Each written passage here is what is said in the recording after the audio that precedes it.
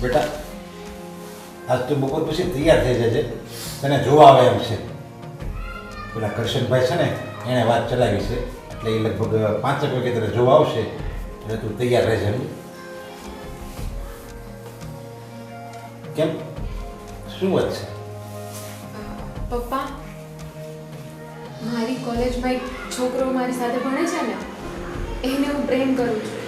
એ છોકરો આપણી સોસાયટીમાં પેલા અંકલ નથી જેમનું બહુ મોટી ફેક્ટરી છે, બહુ જ પૈસાવાળા છે, પેલા ભૂપત અંકલ, અંકલનો છોકરો, હા એમનો છોકરો છે. હું એને પ્રેમ કરું છું અને એની સાથે લગ્ન કરવા માંગુ છું. આજે તને ખબર છે એ ભૂપત અંકલનો છોકરો છે? એ ભૂપત અંકલનો છોકરો નથી, એણે ગોદમાં લીધો છે, એનો પોતાનો છોકરો થોડો છે. શું વાત કરો છો તમે? હા, તને તો કઈ ખબર જ ન હોય અત્યારે નવી પેઢીને. તો હજી ભૂકીને ઊભા થયા હતા કે હું આમ પ્રેમ કરું, નવડા લગ્ન કરું ને એવા ભવાડા મારે નથી જોતા. એનો પોતાનો છોકરો હોય ને તો એ ઘર સારું છે, બધી રીતે સારા છે, માણસો સારા છે, છોકરો સારો છે, પણ છોકરો તો એનો નહીં ને. એટલે આ વસ્તુ ભૂલી જ જાય એ છોકરાને, કે જે હોય એ ભલે ગમે એટલા રૂપિયાવાળા હોય તો એમ. નહીં પપ્પા, હું એને પ્રેમ કરું છું. એ છોકરો એનો હોય ના હોય આપણને શું ફરક પડે? ફરક એ પડે. દિલથી સારો છે. ભલે દિલથી ગમે હોય, ફરક પડે. પોતાનો છોકરો એ પોતાનો છોકરો કહેવાય.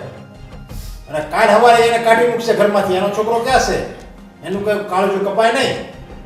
આપણો છોકરો હોય ને તો આપણને જરીક દયા આવે, કરુણા થાય. બીજાનો છોકરો હોય ને તો આપણે ગમે મને દોડ લાફાટે કરી દેવી, નહીં તો ઘરમાંથી કાઢી મૂકે કાલ હવારે. એટલે હું મારી દીકરીને રસ્તે રખડતી મૂકી દેવી. છોકરો સારો છે, દિલનો સારો છે, આ બધું ચોપડીમાં ને એમાં બધા શબ્દો સારા લાગે. જિંદગી જીવવામાં આ બધા શબ્દો કામમાં ન આવે. અને હું જે કરું ને એ બધું બરાબર જ હોય, સમજ્યા? એટલે હું કહું ને એમ કરવાનું. હવે ભૂલી જજે એને, ના પડી દેજે એને. જાવાય છે આ ઉભી ઊભા થઈ જાય વળી પ્રેમ કરવા આલી નીકળ્યા.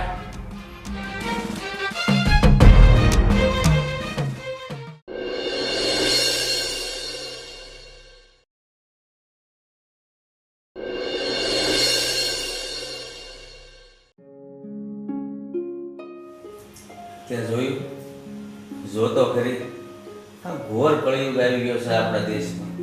એક તો આ દેશમાં કોરોનાની મહામારી, એમાંય કેટલી લૂંટફાટ, બળાત્કાર, આવું બધું થાય. એમાં આપણો ભારત ક્યાંથી આગળ આવે? આ માણસ છે ને, માણસ મટીને હાવ રાક્ષસ જેવા થઈ ગયા છે. માણસ જેવી કંઈ જાતે જ રહી નથી ને એવું લાગે. પણ હું એમ કહું, તમે હુંકામ આખા ગામની ઉપાધિ કરો છો. એ છે ને ઓલી કહેવત છે ને, એવું કરો તમે. મિયા ક્યું દુબલા તો કે પૂરે ગામ કી ફિકર. એવું છે તમારે, આખા દેશની ફિકર પણ તમે હુંકામ કરો છો. અને કહું છું હવે ચા નાસ્તો કરી લીધા ને, જાઉં તમને તમારા કામે, એટલે હું મારું કામ પતાવું. જાઓ. એ હવે છે ને મારે પેપર બંધ જ કરાવી દેવું છે. આ પેપર વાંચીને અડધી ઉપાધિ ઘરમાં લાવો છો તમે. જો આ તો પેપર હું શું કામ વાંચું છું? મને એમ હોય કે પેપરમાં સારા સમાચાર હોય ત્યાં તો પેપર લઈને બેસીને ત્યાં પાને પાને બસ આવું જ લખ્યું હોય, લૂંટફાટનું, બળાત્કારનું, ચોરી, ફલાણું, ઢીકડું. આમાંથી ક્યાંથી ભારત આગળ આવે? સરકારે શું કરે બિચારી? એ એટલે જ છે ને આપણે પેપર નથી લાવવું. એ 7 રૂપિયાનું પેપર થઈ ગયું ને દેવા જાવ તો કોઈ એનું પદવી દેતું નથી. એટલે હવે આપણે પેપર બંધ જ કરાવી દેવું છે. એટલે તમારા જીવને નિરાત અને મારે સાંભળવું નહીં, મારા જીવને નિરાત. એ જાઓ હવે જાઓ, જો તમારો ટાઈમ થઈ ગયો છે. જો તું એમ કહે છો કે તમે આખા મલકની બળતરા કરો છો, તો મારે હું જાવું હોય છે તે જાય. તું મારે બળતરા હું કામ કરે છો? તો પણ કરે જ ને. એ તમે આખા ગામના સમાચાર મને સંભળાવો છો, એ મને આ બધું સાંભળવું ગમતું નથી. મને નહીં કહેવાનું તમારે ગામમાં શું થાય છે ને દેશમાં શું થાય છે. જો આવી બધી વાતની છે ને આપણને થોડી ઘણી ખબર હોવી જોઈએ. નકર 2 જણા મળે ને કાંઈક એની વાત કરી હોય અને આપણને કાંઈ બહારના સમાચારની ખબર ન હોય તો એને શું થાય ખબર? હા હા ભોતું છે, ભોતું. હે ભગવાન, સાંભળો તો, એ ઓલી શાંતાબેન છે ને, બસ બપોર થાય ને એટલે અહીંયા નીચે આવશે, આખા ગામને ભેગું કરશે અને આ બધાય સમાચાર દે. એટલે મને છે ને ઘરે બેઠા બધું મળી જ રહી છે. એટલે તમારે છે ને મારી ઉપાધિ નહીં કરવી. તમે તમારે જાઓ તમારા કામે, એટલે હું મારા કામે વળગું કહું છું. સાતા નથી પાછા ઊભા થઈ. હવે એ બધી વાત છોડ અને સમીર ઉઠ્યો કે નહીં, કારણ કે કાલે રાત્રે છે ને બહુ મોટો આવ્યો હોય છે અને એને ખાધું કે નહીં એ કાંઈ ખબર નથી. પછી બહુ મોટો આવ્યો ને એટલે મને તો નીંદર આવી ગઈ હતી, પછી કાંઈ ખબર નથી રહી. હું સવારે ગઈ ને મેં બારણું ખોલ્યું ને પણ એ હજી ઉતેલો હતો, ઉઠ્યો નહોતો, પણ હવે તો ઉઠી ગયો હશે. પણ એક વાત કહું, હું છે ને કેટલાય દિવસથી જોઉં છું એ હરખું ખાતો નથી, પીતો નથી, અને જ્યારે જોઉં ને ત્યારે ચિંતામાં હોય. એટલે હાલું મને લાગે છે કે મારા ઉછેરમાં ક્યાંક ખામી રહી ગઈ છે. હા, હું એક તો માતૃત્વથી વંચિત રહી ગઈ છું, મને તો એ માં થવા મળ્યું નથી. પણ આની મને ચિંતા થાય છે કે હું હશે મારા કંઈ ઉછેરમાં, મારા પ્રેમમાં કંઈક ખામી રહી ગઈ હશે કે આવો અતડો રહી છે. હું કહું છું મને તો એ જવાબ નહીં દે, પણ તમે જરાક એને એકલું હોય ને ત્યારે બેહીને પૂછો ને કે એને શું તકલીફ છે, તો આપણે કંઈક એનો ઉકેલ લાવી શકીએ. તું છે ને એના વિશે આવું નહીં બોલ, પણ તું મને એ વાતની ચોખવટ કર કે કેટલાક દિવસથી આવો ઉદાસ રહેશે. હજુ છેલ્લા 5-6 દિવસથી હું જોઉં છું.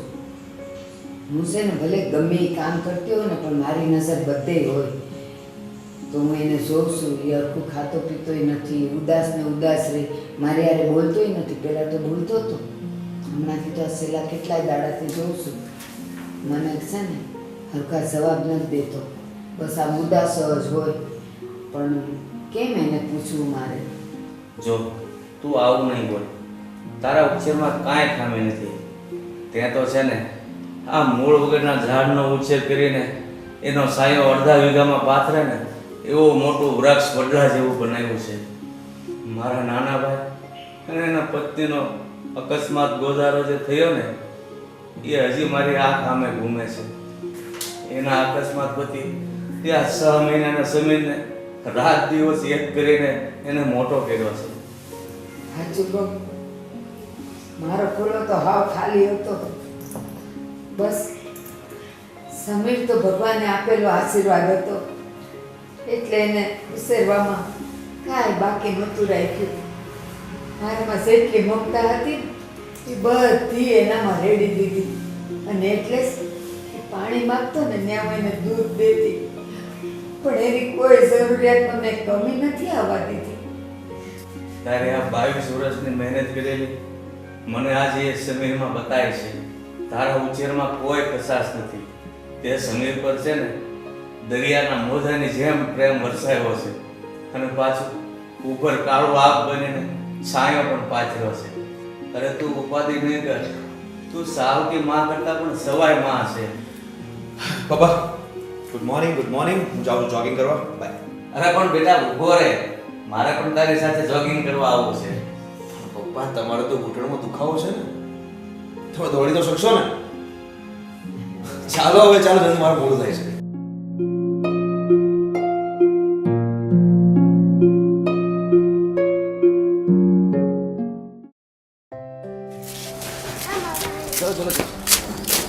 બસ બેટા બસ, હવે હું થાકી ગયો, મારાથી નહીં દોડાય. બેસો પપ્પા. પપ્પા કાલથી તમે છે ને એકલા અલગથી જજો. આજે તમારા લીધે મારે પૂરું જોગિંગ બી ના થયું. અરે બેટા, આ જોગિંગનું તો એક બહાનું હતું, પણ મારે તને એક વાત પૂછવી છે કે તું કેમ ઘણા દિવસથી ઉદાસ રહેશો? અરે કાંઈ નથી પપ્પા, એવું તો બસ એમ જ. અરે ના બેટા, વાત કંઈક બીજી જ છે. અને જો જે કાંઈ પણ વાત હોય ને એ મને તું પપ્પા નહીં પણ એક મિત્ર સમજીને કે. અને તને ખબર છે હા તારી ઉદાસી છે ને એનું મારી કરતાં ટેન્શન તારી મમ્મીને વધારે રહેશે. એટલે જે કાંઈ હોય ને એ મારી આગળ વાત કર. પપ્પા સાચું કહું તો મારી કોલેજમાં મારી સાથે સીમા નામની એક છોકરી ભણે છે. હું એને દિલ દઈ બેઠો છું, અને પહેલાં તો મારી હિંમત નહોતી સીમાની સામે ઇઝહાર કરવાની. અને હિંમત જૂટવીને પ્રેમનો ઇઝહાર પણ કર્યો, અને બંને એકબીજાને પ્રેમ પણ કરવા લાગ્યા. જ્યારે લગ્નની વાત આવી તો સીમાના ઘરવાળા ના પાડે છે. અરે તું આટલું સારું કમાય છે અને આપણું ઘર પણ રહીશ છે, તો એને પ્રોબ્લેમ શું છે? એના ઘરવાળા શું કહે છે? નહીં પપ્પા, એવી તો કઈ જ વાત નથી, પણ સીમાના ઘરવાળા એમ કહે છે કે હું તમારું સંતાન નથી. મારી નસોમાં કોઈ બીજાનું લોહી દોડે છે. આવું બધું કહીને મને ઘસીને ના પાડતી હતી. પણ બેટા, સીમાનું શું કહેવું છે? સીમા તો મારી સાથે જ છે પપ્પા. એ તો એમ કહે છે કે જો ઘરેથી લગ્ન માટે ના પાડશે તો ભાગીને લગ્ન કરી લેશું, કોર્ટ મેરેજ કરી લેશું. અને એણે સાથે સાથે એમ પણ કીધું છે કે જો એના લગ્ન મારી સાથે નહીં થયા તો એ આ જીવન કુંવારી રહેશે, કોઈની સાથે લગ્ન નહીં કરે. તમે બંને રાજી છો તો પછી શું વાંધો છે? વાંધો સીમાનો નથી, વાંધો એના પપ્પાને છે. તું ચિંતા નહીં કર બેટા, આપણે બંને બાપ દીકરો મળીને કાંઈક રસ્તો કાઢશું. અને બેટા, હું મોકો જોઈને છે ને સીમાના બાપ સાથે તારા લગ્નની વાત જરૂર કરીશ. સાચું? સાચું સાચું બેટા. થેન્ક યુ પપ્પા. આખિરકાર તમે તો મને સમજી શક્યા. હું સીમા વગર નથી રહી શકતો હવે. તમે એક સાચા મિત્રની જેમ મારી મદદ કરો છો. અરે એક બાપની ફરજ હોય છે કે દીકરાને એક મિત્ર સમજીને સમજી શકે, પણ જે બાપ દીકરો કરીને બાપના ઘમંડમાં રહે છે ને તે બાપ ક્યારેય દીકરાની વાત નથી સમજી શકતો. પણ એનામાં ક્યારેક મિત્રતા ભાવ પણ હોવો જોઈએ કે મારી જેમ.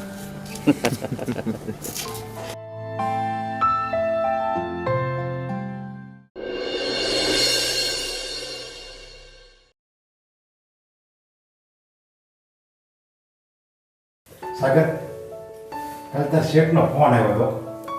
એમ કહેતો હતો આજે આવ્યો નથી કામે, તું ગઈકાલે નહોતો ગયો? પપ્પા, આ રોજ કામ કરી તો હું કંટાળી ગયો છું. હા, આના કરતા ભગવાને છે ને એક ટાઈમ જમવાનું કીધું હોત ને તો કામ તો ઓછું કરવું પડે. બેટા, કામ છોડવાનો, એ કામથી કંટાળવાનો, ક્યારેય પ્રયાસ નહીં કરવાનો. તને ખબર છે, તું સવારે ઉઠ ને એ પહેલા આ જગતના કેટલાય જીવ જંતુઓ કામ પર વળગી ગયા હોય છે, ખબર છે તને? કીડીઓ છે ને, ઝીણે કીડીઓ, એ એની રીતે સવારના પોરમાં એના પોતાના ખોરાકની શોધમાં એ નીકળી પડી હોય છે. ક્યારે એણે કીધું કે હાલો બજારમાંથી વસ્તુ નવી લઈ લેવી, એ પોતે પોતાનું પેટ પોતાની મહેનતથી ભરે છે. એ ઝીણી એવી કીડી અને ઝાડ, પાન, ઘાસ, એ બધાની નાની કૂપણ હોય ને, એ બધાએ પોતપોતાનું કામ ચાલુ કરી દીધું હોય છે. અને સૃષ્ટિના બધા જીવ માટે કામ શ્રેષ્ઠ હોય ને એવું લાગે છે. હરેક જીવને કામ કરવું પડે, પછી એ પક્ષી હોય, પ્રાણી હોય, વનસ્પતિ હોય, ગમે હોય, પોતપોતાની રીતે પોતે કામ કરતા જ હોય છે. કાંઈ મનુષ્ય એક નવી નવાઈનું કામ નથી કરતો. ભાઈ, તું છે ને કામથી કંટાળે છે ને એટલે જ તને કામ ગમતું નથી. જો તું એ જ કામમાં ઇન્ટરેસ્ટ રાખે ને તો તને તારું એ જ કામ બહુ જ ગમવા માંડે.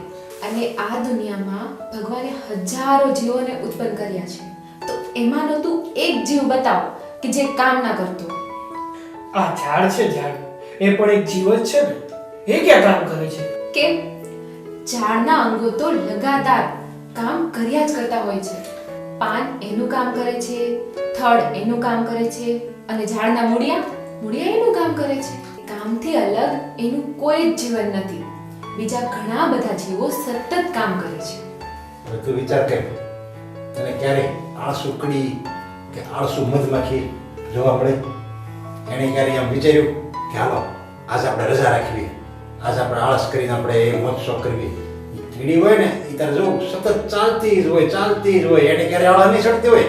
અને મધમાખી સતત અહીંથી ફૂલ લઈને, અહીંથી ફૂલમાંથી મધ લઈને અહીંયા મૂકે, અહીંથી લઈને અહીંયા મૂકે. એને ક્યારે આળસ કરતી જોઈ છે? મોટા ભાગના પક્ષીઓ, મોટા ભાગના પ્રાણીઓ, પશુઓ બધા આ જ હોય. બધા પોતપોતાની રીતે કામ કરે જ છે. જીવતા રહેવા માટે વનસ્પતિને સતત કાર્યશીલ રહેવું પડે છે. જેવી રીતે વનસ્પતિને જીવવા માટે કાર્યશીલ રહેવું પડે ને, એવી જ રીતે મનુષ્યને પણ કાર્યશીલ રહેવું પડે. અને જો આપણે એવી રીતે વિચારીએ ને કે કામ નથી કરવું, સૂતું રહેવું છે, આળસ કરવી છે, તો આપણા શરીરના બીજા અંગો છે ને એની ઉપર વિપરીત અસર પડે છે. અને તને કામનો કંટાળો કેમ આવે એ ખબર છે તને? પપ્પા, આ કામનો કંટાળો છે ને મને શું આ બધાને આવતો હોય છે. જો જે કામ બીજાને કશું શીખવી શકતો હોય પોતાના આનંદ માટે અને બીજાની ખુશી માટે, એમાં એનો સુખ વણાયેલું હોય છે એ કામનું. અને બીજાને આનંદ કરવામાં, બીજાના ચહેરામાં ખુશી જોવામાં આપણે જે કામ કરીએ ને એનો કંટાળો આપણને ક્યારેય નથી આવતો. આપણે ડૉક્ટરની જ વાત કરીને, એ 7 થી 8 કલાક ઊભો ઓપરેશન કરે છે, પણ એને બીજાની એમાં ખુશી દેખાય છે, બીજાનું જીવન બચાવે છે, એટલે ડૉક્ટરને ક્યારેય કામનો કંટાળો નહીં આવે. અને એને બીજાના આનંદ માટે એ જે ઓપરેશન કરે છે ને, આ અભિગમથી જ એને થાક નથી લાગતો કે હું જે કામ કરું છું ને એમાં બીજા ખુશ થાય, બીજા આનંદ થાય, એવું કંઈ અંદરથી આપણને અંદરથી એક પ્રેરણા મળવી જોઈએ, તો એ કામનો કંટાળો ન આવે. જો તમે પ્રેરણે કામ કરો ને કે ચાલો આ કામ કરવા ખાતર કામ કરવું પડે છે, તો હરેક માણસને કંટાળો આવે. અને આવી જ રીતે આપણે આપણા કામને પ્રેમ કરીએ, એને પૂજા કરીએ, તો એ કામનો ક્યારેય કંટાળો નથી આવતો. અરે આનંદ આવે છે, આનંદ ખુશી થાય છે કે આપણે ક્યારે કામ કરીએ.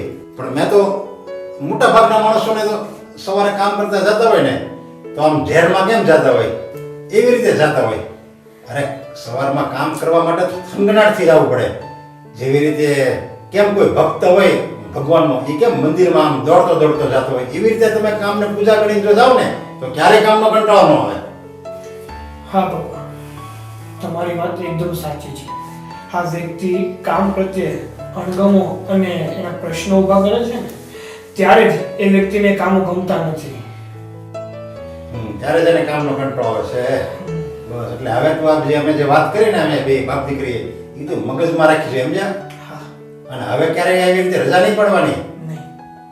અને રજા પડવાથી તો એ કેટલું એને હેરાન થાય, આપણું કામ બગડે, આપણી આવક ઓછી થાય અને આપણું શરીર બેડોળ થાય. શરીરમાં જો સ્ફૂર્તિ રાખવી હોય તો ક્યારેય કંટાળો શબ્દ, આળસ શબ્દ એ તો ક્યારેય મનમાં લાવવાનો જ નહીં. કારણ કે તે કોઈ ડૉક્ટર પાસે તું ગયો, કોઈ દર્દીને એવો તે જોયો કે જઈને ડૉક્ટર પાસે એમ કે ડૉક્ટર મને આળસ ચડે છે, એની દવા જ નથી આવતી કાંઈ. એ બધા માનસિક રોગો છે, માનસિક, એની ક્યારેય દવા નથી આવતી. આળસ તો આપણે ઉપજાવેલો શબ્દ છે. થાક લાગે તમને શરીરમાં, થાક લાગે ક્યારેક, કોઈ વિટામિન કોઈ ઘટતું હોય, પ્રોટીન ઘટતું હોય તો અવશ્ય થાક લાગે, એની દવા પણ હોય. પણ આળસ કંટાળાની કોઈ દવા જ નથી. એ તો આપણે ઉપજાવેલો એક શબ્દ, આપણે ઉપજાવેલો એક શબ્દ છે. એ વાત સાચી કીધી પપ્પા. ક્યાંક જા હવે કામનો કંટાળો નહીં લાવતો, મહેરબાની કરીને. નહીં, આજે તમે મને વ્યવસ્થિત રીતે સમજાવ્યું ને એટલે મને કામ પ્રત્યે પ્રેમ થયો છે. બસ એમ પ્રેમ, કામ પ્રત્યે પ્રેમ રાખીએ ને તો જ કામ આપણી પ્રત્યે પ્રેમ રાખે. કાંઈ નહીં, ચલો તો હું જઉં છું.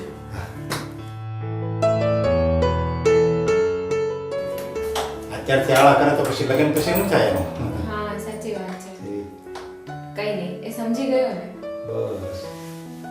અને તારે આ બધી મેં બધી તારે બધું શીખવાની જરૂર પછી કે હા હારે જેમ કે કોઈ હારે નહીં આવે. ત્યાં આપણે જો કચરામાં, તારે તો ઘરનું કામ કરવાનું હોય, વાસણ છે, કચરા છે, એ બધામાં જો આપણે એમ કરીએ ને કચરું વાળતા હોઈએ અને આપણે આમ મારા કસરત માટે વાળું છું તો આપણે મજા આવે. પછી એમ કીધું કે ભાઈ સારું ઠીક આવે, કરવું પડે, આમાં તો યાર કંટાળો, તો એ કંટાળો જ આવે.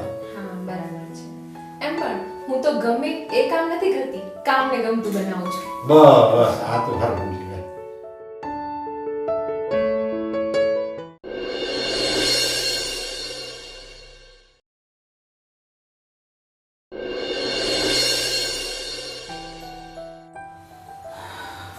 હું નરેશભાઈ વિચારમાં બેઠા છો. આવો. કેમ આજે અચાનક ક્યારેય નહીં ને?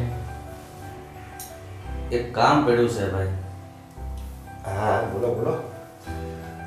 મારો દીકરો અને તમારી દીકરી બંને પ્રેમ કરે છે અને બંને લગ્ન કરવા માંગે છે, તો તમે શું કામ ના પાડો છો?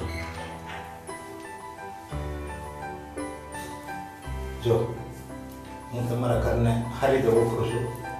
તમારું ઘર ખાનદાન છે, પૈસા ટકે સારું છે, તમે અને ભાભી માણસો બહુ રેડી છો, બધી રીતે સારું છે. પણ એક વાતની મને ખોટ છે તમારા ઘરમાં. કઈ વાત? તમે એમ કીધું કે તમે તમારી દીકરી અને મારો દીકરો એકબીજાને પ્રેમ કરે છે તો લગ્નની શું કામ ના કરો છો? તો હું તમને એમ કહું છું કે જે તમે દીકરાને મોટો કર્યો એ શું તમારો દીકરો છે? અરે ભાઈ, તમે મને ઓળખો છો તો ભાઈ તમને એ પણ ખબર હશે કે મારો દીકરો નથી. મારો નાનો ભાઈ ગુજરી ગયો એ 6 મહિનાનો હતો ત્યારે, તો એનો અમારા હાથથી જ ઉછેર થયો છે, એટલે એ અમારો જ દીકરો કહેવાય. એ તમારા નાના ભાઈનો દીકરો હોય કે મોટા ભાઈનો હોય, છે તો બીજાનો જ ને, તમારો તો નથી ને. બીજાનો પણ ઘર કોનું, ખાનદાન તો એક જ ને. ભાઈનું લોહી છે એ મારું લોહી છે, એટલે એમાં કાંઈ અમારા ઉછેરમાં કોઈ વાતની કમી નથી. આમાં એવું છે, જો આપણે જેટલી હરેક માણસ પછી ગમે માણસ હોય એના પોતાના દીકરા ઉપર જેટલી દયાભાવ હોય ને એટલી બીજાના દીકરા ઉપર દયાભાવ ન હોય. એટલે પછી ભવિષ્યમાં મારી દીકરી તમારા ઘરમાં દુઃખી થાય એટલે ત્યારથી હું એ પગલાં ભરું છું કે મારી દીકરી દુઃખી ન થવી જોઈએ. ભાઈ, તમે વિચારો ને એવું કાંઈ ન થાય. છતાં પણ તમને જો વિશ્વાસ ન હોય ને, કે પોતાના દીકરા પર વિશ્વાસ હોય, બધું હોય, બીજાના દીકરા પર ન હોય, તો મારી જે કાંઈ મિલકત છે ને એ હું તમારા દીકરીના નામે લખી દેવા તૈયાર છું. એટલે બધું મારી દીકરીના નામ ઉપર લખી દો. હા, અમારે તો અમારા ગયા પછી બધું એનું જ છે. અમારે કાંઈ એવું નથી કે અમારો નહીં, છોકરો બીજાનો છે. છોકરો મારો જ છે, તો દીકરી મારા ઘરની હોવ જ થઈ, તો તમારી દીકરીના નામે બધું લખી દઈએ, અમને કાંઈ વાંધો નથી. બસ મારે એક આ જ વાતનું દુઃખ હતું બીજા, કારણ કે પછી તમે તમારા દીકરાને જો હાચવો નહીં તો પછી મારી દીકરી કેમ હચવાય? જો એના નામે બધી મિલકત હોય તો એ હચવાય હોત ને તમારા ઘરમાં. જો ના, એવું કાંઈ નથી. તમે તારે બધી જ મિલકત, અને એ પણ લગ્ન પહેલા એના નામે બધું જ કરી દઈએ તો જ તમારે આ પાડવાની. હા, તો મને મંજૂર છે. જો આ લગ્ન મારી દીકરી દુઃખી ન થવું જોઈએ, બસ મારી ચિંતા એ છે. બસ હવે આ વાતને લઈને મારો દીકરો પણ બહુ પીડાય છે ને, હવે હું ઝટ જાઉં અને એને ખુશીના સમાચાર આપું તો એ રાજીના રેડ થઈ જશે. હા, તો કાંઈ વાંધો નહીં, આપણે જેમ બને એટલા વહેલી તકે તમે કોઈ ત્યારે લગ્ન કરી દઈએ. બસ સારું, હાલો તમે લગ્ન કરવાનું મુહૂર્ત હું જોડાઈ દઉં, તમને તારીખ અપાઈ દઉં. હા, સારું. અને આપણે બધા એક પીડા મોટા કરીશું અને આનંદ કરીશું લગ્નમાં. સારું. સારું. હા.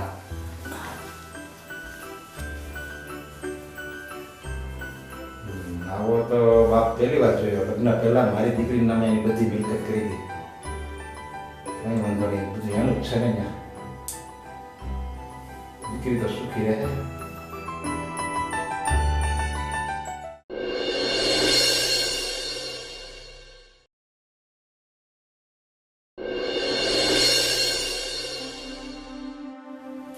કહું છું એમાં બીજા લગ્ન કરીને તો આપણે હેરાન પરેશાન થઈ ગયા. આના કરતાં તો એ પહેલાં સારો હતો, ડાયો હતો, આપણું કંઈક માનતો હતો. આ રિસેન્ટ આ પગાર જાય તો આખા ઘરની શાંતિ હણી લીધી છે. પણ તું કીધું ને કહેતી હતી છોકરાના લગ્ન કરવા. તમે છે ને બધામાં મારો વાંક ન કાઢો, વાંક તમારો જ છે. તમારે શું જરૂર હતી બધું ઓલીના નામે કરી દેવાની? એ લોકોને નામે કરી દીધું ને એટલે જ અત્યારે જો આપણે આ ઉપાધિ આવીને પડી. એમ છે ને પારકી દીકરીના નામે બધું ન કરી દેવાય, એને જાણ્યા સુન્યા વગર. પણ તને ખબર છે ને કે મેં આ બધું આપણા દીકરાની ખુશી માટે કર્યું છે. બળી એની ખુશી. 2 દિવસ પહેલા તો મને કહેતો હતો કે હવે તમે આ ઘરમાં થોડાક જ દિવસ ના છો, હવે આ ઘર છોડીને તમારે જવું પડશે. કોણ જાણે આપણા માટે આટલો બધો અભાવ કેમ આવી ગયો એને, આપણને કાઢવા તૈયાર થઈ ગયો. કાંઈ ન પાડ્યું એને. આવી ખબર હોત ને તો આવા અનાથ છોકરાને હું ન લે અને એને ન મોટો કરે. તારી વાત સાચી છે. કાલે આપણને પાર્ટીમાં લઈ ગયો ને ત્યારે મારા હાથમાંથી ગ્લાસ પડી ગયો અને બધાની વચ્ચે જાણે હું એનો નોકર હોઉં ને એવી રીતે મારી ઉપર ખીજાણા થઈ. કેમ નાનેથી મોટો કર્યો તો એનાથી કઈ ભૂલ જ નહીં થઈ હોય? કેટલી ભૂલો એની જતી કરી. કોઈ દી એને આપણે મનમાં નથી લાવવા દીધું, કોઈ દિવસ એને ખબર નથી પડવા દીધી કે એ આપણો દીકરો નથી એમ. અને એને તો જો જોયા જેવી કરી છે આપણા માથે. તું એમ કહેતી હતી ને કે 2-5 દિવસથી ઉદાસ રહેશે, તો મેં એને એની ઉદાસીનું કારણ પૂછ્યું તો એનું કારણ એને કીધું કે હું એક છોકરીને પ્રેમ કરું છું પણ એના પપ્પા ના પાડે છે. એટલે હું એના પપ્પા ગયો અને એ ના પાડતા હતા કે તમારો દીકરો નથી એટલે હું દીકરી ન આપી શકું. પણ મેં કીધું જો ભાઈ તમને વિશ્વાસ ન આવતો હોય ને તો લગ્ન પહેલા અમારું જે કાંઈ છે એ એનું જ છે, તો હું તમારા દીકરીના નામે કરી દઉં. અને મેં કરી દીધું. અને બસ એ મેં લગ્ન પહેલા એ બધું એના નામે કરી દીધું ને, એ જ મારી મોટામાં મોટી ભૂલ. પપ્પા, હવે પછી આ મિલકત ઉપર તમારો જરા પણ હક નથી. તમારે બંને આ ઘરમાંથી જવાનું છે ને વૃદ્ધાશ્રમમાં રહેવાનું છે. એલા આ દિવસ માટે તને આવડો મોટો કર્યો કે તું આપણે જાતી જિંદગી વૃદ્ધાશ્રમમાં મોકલે. બસ બસ બસ, મારે કંઈ સાંભળવું નથી. અને ગઈકાલે જે પાર્ટીમાં તમે કર્યું છે ને એના પછી તો હું તમારું મોઢું પણ જોવા નથી માંગતો. આવું ન બોલ, તારો બાપ છે હવે મારી ઉંમર થઈ ગઈ છે. આ લખવાના હિસાબે મારા હાથમાં થોડી ઉધારી આવે છે, એમાં ગ્લાસ પડી ગયો, એની આટલી મોટી સજા આપવાની? પપ્પાજી, તમે ગઈકાલે અમારું આટલું બધું અપમાન કર્યું એનું શું? ગઈકાલની પાર્ટીમાં મારા બધા ફ્રેન્ડ્સ મારી ઉપર હસતા હતા. મને કેટલી શરમ લાગી. આટલા વર્ષના થયા તો પણ તમને એટલી ખબર નથી પડતી? કેમ એ તારી બધી બેનપણીઓના મા બાપ ઘરડા જ નહીં થયા હોય? એનાથી કઈ ભૂલ જ નહીં થઈ હોય? એના હાથમાંથી ક્યારે કઈ પડ્યું જ નહીં હોય? અને તને કઈ શરમ નથી આવતી કે તું તારા સસરાની સામે બોલે છે? જીભને હાડકું ન હોય એટલે બસ બોલે જ જવાનું. જરાક તો અમન્યા રાખવી જોઈએ કે તું કોની સામે બોલે છે. આ જ રીતે તારી ભાભીઓ તારા મા બાપ સામે બોલે તો શું થાય? જરાક તો વિચાર કર, જરાક તો શરમ રાખ. અરે બસ મમ્મી, કેટલું બકબક કરશો હવે તમે લોકો અહીંયા? સીમા કહે છે ને સાચું જ કહે છે. તમારામાં તો એટલી મહેનત હોય છે કે પાર્ટીમાં કેવી રીતે બિહેવ કરવું છે બધાની સામે એ પણ તમને ના આવડ્યું. અમારી ઇજ્જતનો ફાલુદો કરી નાખ્યો. જવા દો, હવે છે ને આ ઘર મને પારકું લાગવા માંડ્યું છે. હવે આપણે અહીંયાથી અંજર ઉઠી ગયા છે. હાલો આપણે બે વયા જાય. હા જલ્દી પ્લીઝ. દીકરા, અમારા ઉછેરમાં એવી રીતે શું ખામી રહી ગઈ કે તું હમણાં આવા દિવસો બતાવે છે? પણ કાંઈ વાંધો નહીં દીકરા, મારી એક વાત હંમેશા યાદ રાખજે. તારી પાસે ભલે દુનિયાભરની ડિગ્રીઓ મોટી હોય, તું ગમે એટલો ભણેલો હોય, પણ તું તારી માના આંખના આંસુ વાસતા ના આવડે ને તને, તો તું દુનિયાનો સૌથી અભણ માણસ છે. બસ હવે મારે આગળ કાંઈ નથી સાંભળવું. તમારો સામાન મેં પેક કરી નાખ્યો છે. મહેરબાની કરીને આ ઘર છોડીને જતા રહો અને ખાસ તમારો મોબાઈલ મને આપતા જાજો. નકર આખા સમાજમાં ફોન કરી કરીને મારી ઇજ્જતનો ફાલુદો વધારે પડતો ચાલશે. લાવ ફોન. ફોન લાવો, ફોન માંગુ છું. પીડીએફ આપણે નથી જોતો, તે જોતો આપણે. સીમા તો અંદર આવતો મારી ફાઇલ નથી મળતી અને તમે જાઓ પ્લીઝ. હે ભગવાન, આવા દિવસો અમને બતાવે.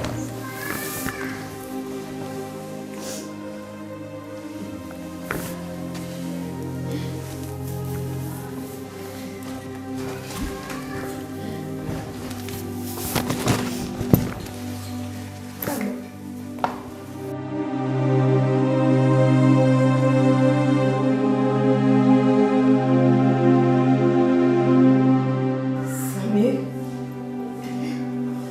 જે દિવસે તને આ મા બાપને નો અફસોસ થાય ને તે દિવસે આવી જશે. તે ભલે અમને ધૂતકાર્યા છે પણ અમે તેને ક્યારેય નહીં કરશો. હાલો બાપની આંખમાં 2 વખત આંસુ આવે. જ્યારે દીકરી ઘર છોડે ત્યારે અને દીકરો ઘર છોડે ત્યારે. ચાલો આ ઘરને છેલ્લા રામ રામ.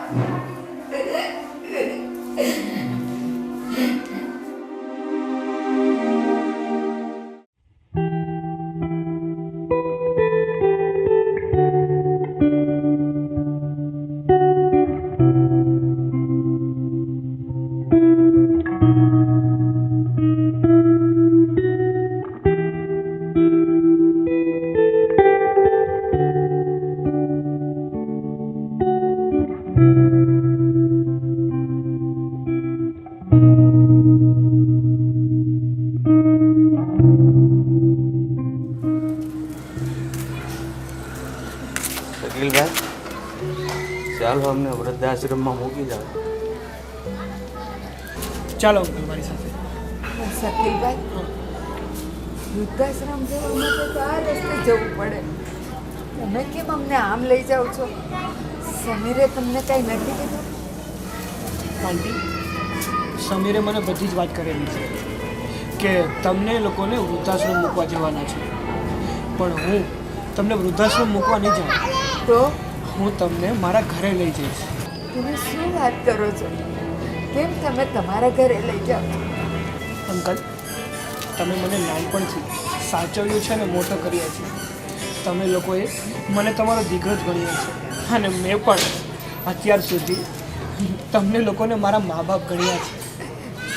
આ તમારા બંગલા જેવી સાહેબી મારા ઝૂંપડામાં તો નહીં હોય, પણ વૃદ્ધાશ્રમ કરતાં તો સારું છે, એટલી હું તમને ખાતરી આપું છું. મારી સાથે ચાલો ને વાત કરે. તમે આ તમારા નાના દીકરાના ઘરે નહીં આવો? જો એક દીકરાએ કાઢી મૂક્યા તો ભગવાને બીજો દીકરો આપી દીધો. પણ બેટા, આ અમારી કેવી કરુણાએ બેઠી છે. સમીર અને સીમાએ અમારી સાથે કેવું કર્યું છે, સગો દીકરો હોવા છતાં. અને તું પારકો હોવા છતાં તે માણસાએ નથી છોડી. અને બેટા, રહી વાત તારા નાના ઘરની, અમારા મન અમીરી ગરીબીનો કોઈ ભેદ નથી. ચાલ બેટા, ચાલો.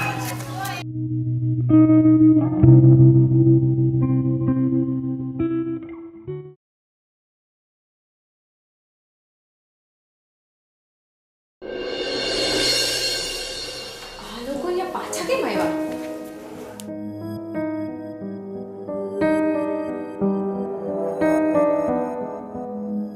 મેં તને ક્યાં કીધું હતું અને તું ક્યાં પાછો આ લોકોને અહીંયા લઈ આવ્યો? અમારો પ્લાન હતો કે આ લોકોને વૃદ્ધાશ્રમમાં મૂકી અને સોશિયલ મીડિયા ઉપર વાયરલ કરી દેવાનો કે આ લોકો વર્લ્ડ ટૂર પર ગયા છે. પણ નહીં, તું તો અહીંયા પાછો લઈ આવ્યો.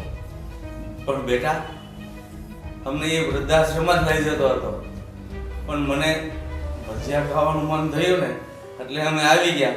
અને ખાઈને પછી અમે તરત પાછા જતા રહેશું. ખીચડી ખાવાની ઉંમર છે અને ભજીયા ખાવાનું મોં નથી છૂટતો. અને શકીલ, તને તારી નોકરી વારી હોય ને તો આ પડીકાને વૃદ્ધાશ્રમમાં મૂકી આવ. એને ખાઈ તો લેવા દો, પછી હું એને મૂકી આવીશ. ઓ હેલો, ડ્રાઈવર છે ને તો ડ્રાઈવર બનીને રહે. મારી સામે વધારે લવારી ના કર. મેં તને શું કીધું? મૂકી આવ લોકો, મૂકી આવ જા. અરે, તમે આવું કેમ બોલો છો? તમે શુકર માનો કે અલ્લાહે તમને આવા હીરા જેવા મા બાપ આપ્યા છે. તારે મારી આજ્ઞાનું પાલન નથી કરવું ને તો તારે આજ પછી નોકરી પર આવવાની કોઈ જરૂર નથી. તારો નીકળતો પગાર તારા ખાતામાં જમા થઈ જશે. ના બેટા ના, એને નોકરીમાંથી નહીં કાઢતી. એનો એક પરિવાર છે, નાના નાના એને સંતાનો છે. અમારે ભજીયા નથી ખાવા, અમે જતા રહીશું. ચાલો આપણે બહાર ભજીયા ખાઈ લઈશું. ના આંટી, રહેવા દો. હવે તો મારે પણ આ લોકોની નોકરી નથી કરવી. અરે એ લોકો મને શું નોકરીમાંથી કાઢતા હતા, એની નોકરીને ઠૂર છે.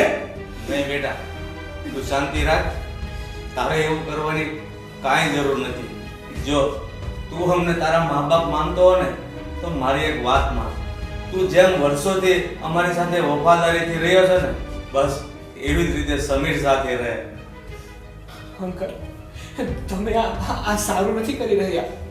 પણ અત્યાર સુધી મેં કોઈ દિવસ તમારી આજ્ઞાનું ઉલ્લંઘન નથી કર્યું. એટલે તમારી આજ્ઞા સમજી અને હું આ નોકરી કરીશ. અરે મને આવા લોકો જોડે નોકરી કરવાનું કોઈ પસંદ નથી. અરે જે લોકો પોતાના મા બાપને ન સાચવી શકે એવા જોડે નોકરી કરીને શું કરવું મારે? ઓકે ઓકે ચાલ, તારું પત્યું ને તો નીકળ અહીંયાથી. ચાલો. ચાલ.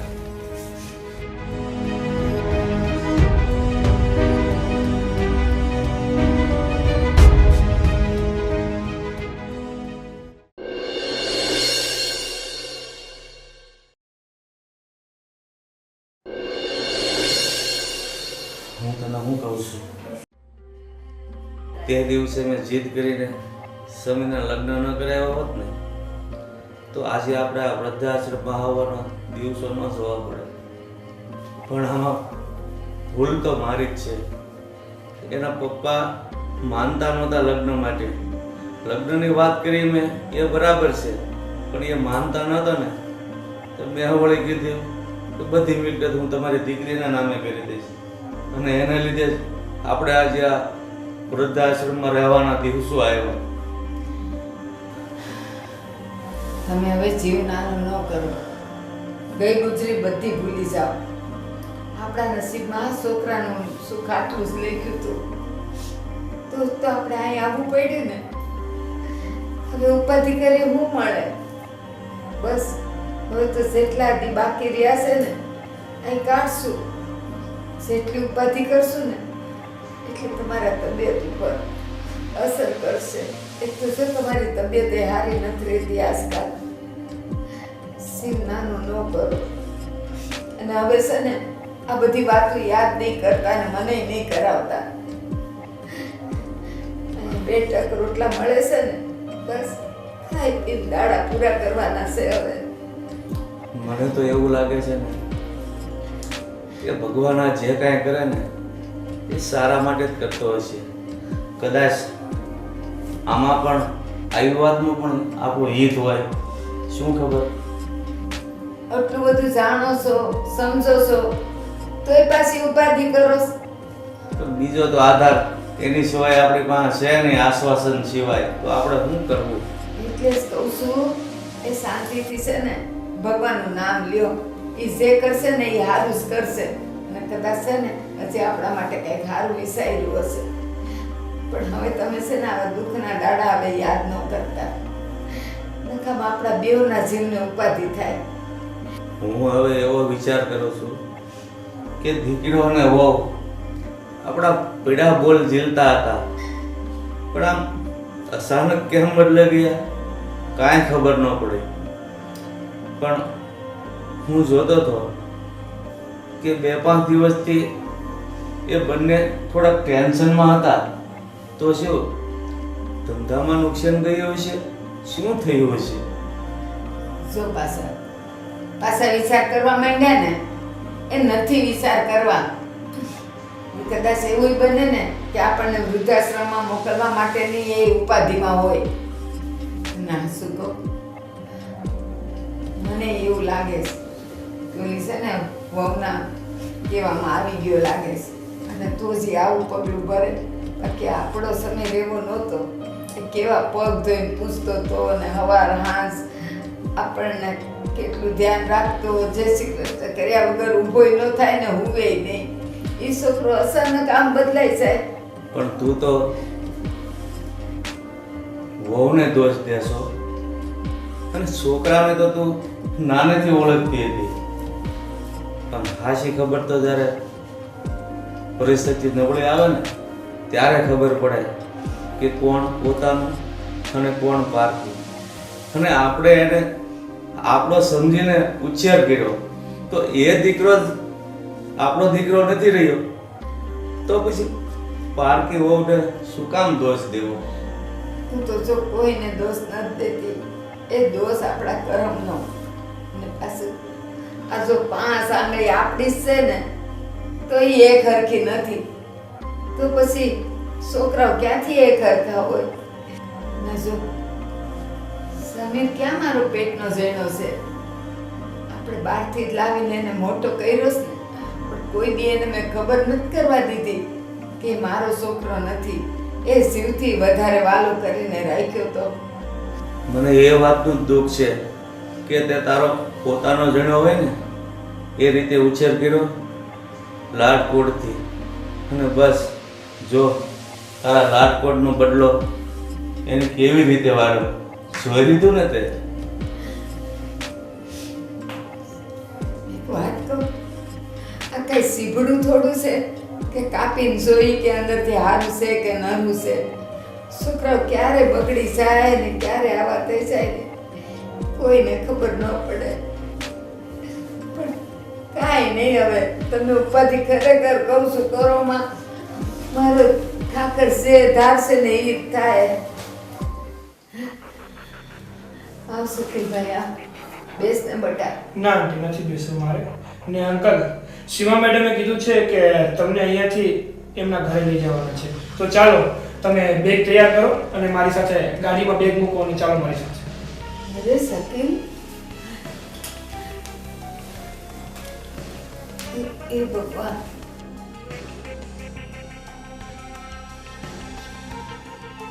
બેટા શકીલ, અત્યાર સુધી તો એ બેવ અમારા પર હુકમ ચલાવતા હતા, હવે તું હુકમ ચલાવસ? આંટી, હું હુકમ નથી કરતો. તમને જો મારા ઉપર ભરોસો હોય ને તો કાંઈ પણ બોલ્યા વગર ચાલો મારી સાથે અને ગાડીમાં બેસી જાઓ. હવે હું બધું સમજી ગઈ. સમીરે ઘરમાં પાર્ટી રાખી હશે અને બધાની વચ્ચે નિશા જોયા પણ ન થાય ને એટલે આપણને બોલાવ્યા હશે. અને જેવી પાર્ટી પતશે ને પાછા આપણે આયા જ આવવાનું છે. તું છે ને પરિસ્થિતિ જાણ્યા જોયા વગર જેમ તેમ નહીં બોલ. આપણે ઘરે તો જઈએ પછી જોઈએ છે શું થાય છે, વિચારશું. હા, હાલો. હા.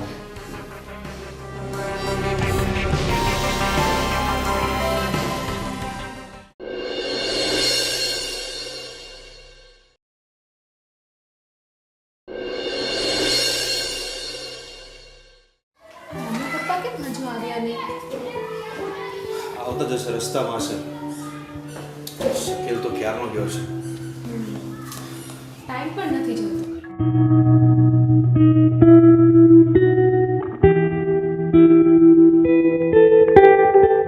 આવો મમ્મી પપ્પા, બેસો રે પ્લીઝ, આવો બેસો. તમારા વગર આ ઘર સાવ શું થઈ ગયું હતું. હવે તમારે ક્યાંય જ નથી જવાનું. તમારે હવે તમારા આ જ ઘરમાં રહેવાનું છે. તમારી વગર તો અમને એવું લાગતું હતું કે જાણે આ ઘરમાં નહીં અમે શમશાનમાં રહેતા હોય ને એવું. હવે તમે આ મા બાપ જેવા ભગવાન મળી ગયા. હવે અમને એમ લાગે છે કે આ ઘર નહીં આ મંદિર છે. એટલી બધી મીઠી ભાષા અને એ તારી, તને કાચિંદાની જેમ રંગ બદલતા સારું આવડે છે. હવે કેટલા કલાક અમારે રહેવાનું છે અને અમને અહીંયા કેમ બોલાવ્યા છે? સાચી વાત છે મમ્મી.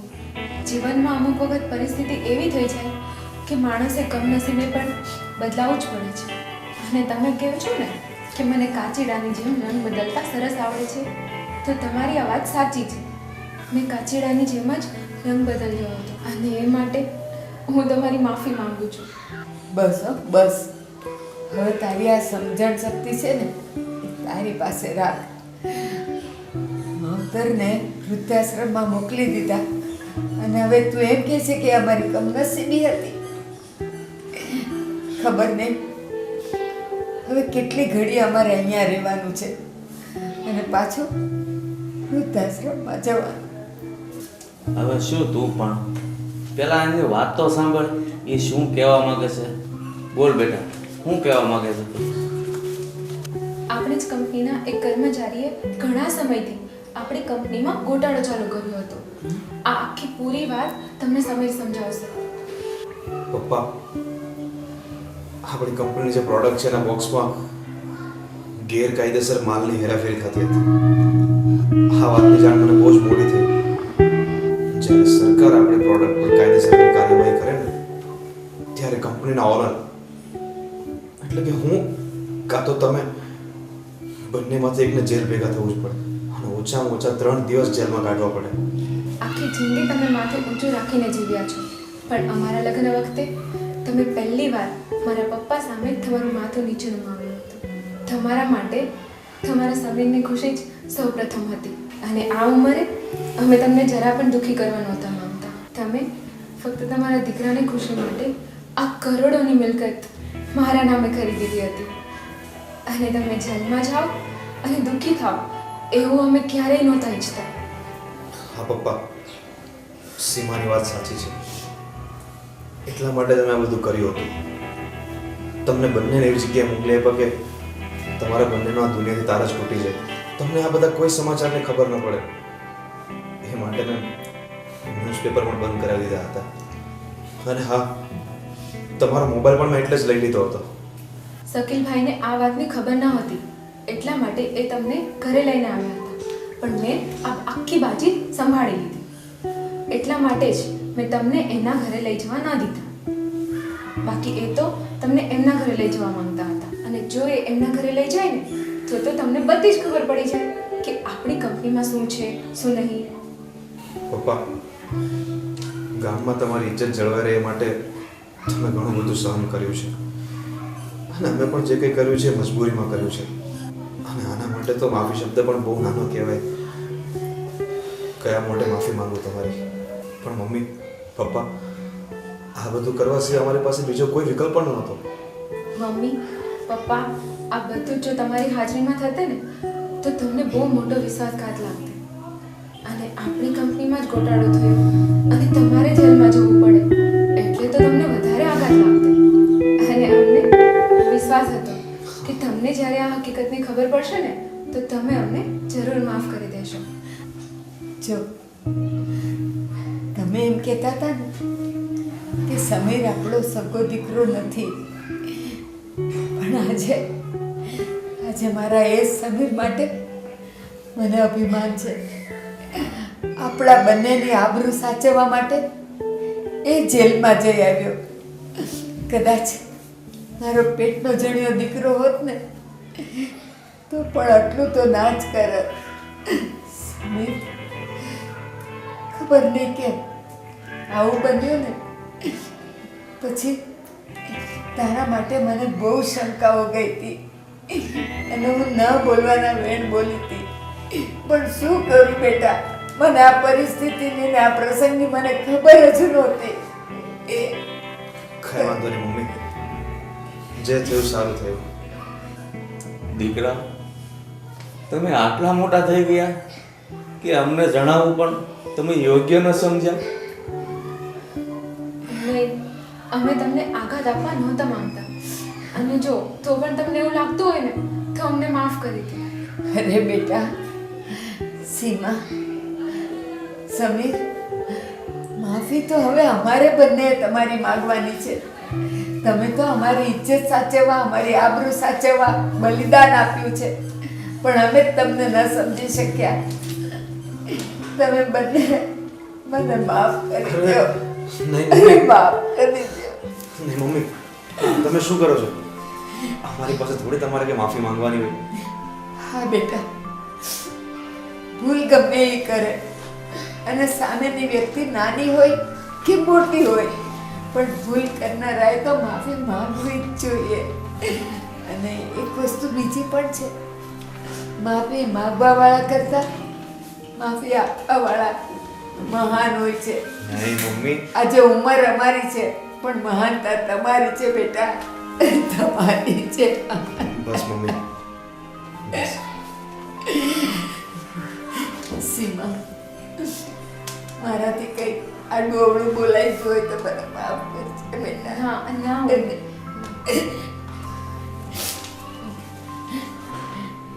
ચાલો, આજે તારા પપ્પા માટે ભજીયા બનાવીશ ને?